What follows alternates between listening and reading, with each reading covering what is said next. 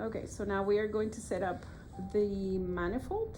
The first thing that I like to do is check the connections. That's step number 1. So I have 1, 2, 3.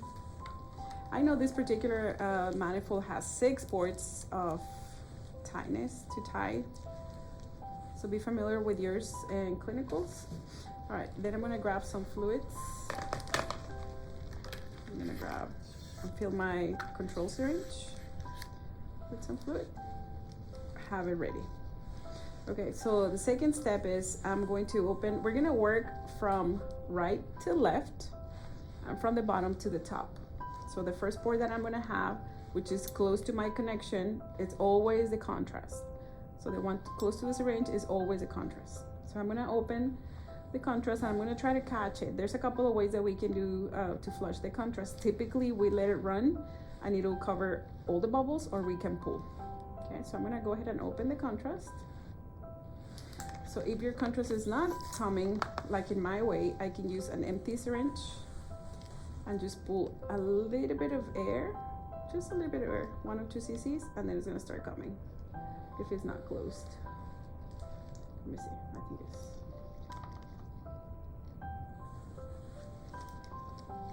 Okay, so it's coming, get ready when the blue is in. Or in this case it's blue. I like to dye it so you can see it, but the contrast is clear.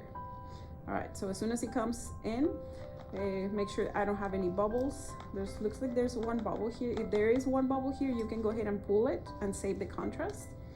Let's go ahead and save it. Okay. And then I'm gonna switch this from heparinized saline to contrast and save it. Maybe I need to do an diagram or something. All right, I've done already that one. Number 2, I'm going to go ahead and clear my heparin line. So I'm gonna open to that side and then fluid to fluid. When I have this connection, I'm gonna bring my system up, and then as you can see, there's a few bubbles here. Did you see that one? So start pressing there. You can see how the bubbles travel through the system. I know you can see the bubbles here. So go down and press. Let it fill again. So look for the points of connections. That's where the bubbles like to hide. So the plunger is one of them. Connection, connection, and connection. You can also move your syringe because sometimes they do hide on the plunger. A couple, maybe 2 or 3 times of this, and that's about it. All right, once we have our heparinized saline line flushed, now I'm going to go to the transducer. The transducer line, I want to flush this port first, so I close it. Remember the port side of the lever. The lever side of the port, it indicates that it's close to. So right now it's close to here. So I need to open this line and open this line. So I'm gonna bring the port up.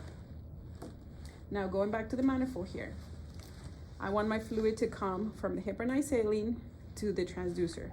So I'm gonna open to where it says the U. So I'm gonna open the heparinized saline to the right and the left for the transducer. I'm gonna start getting my fluid here. Also make sure you don't wet this connector part, so you can use your hand to keep it away.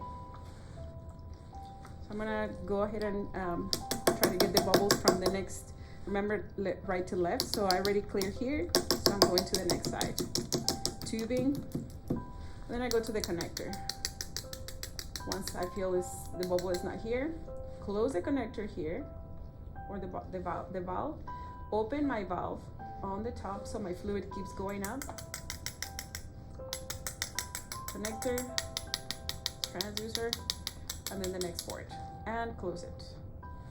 So verify that there's no bubbles in the transducer. It should be clear here.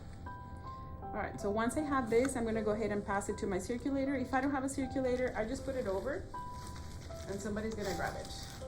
And then the last line that I have is my patient line. So what I'm gonna do is I'm just going to close the transducer line. And my fluid is gonna go this way.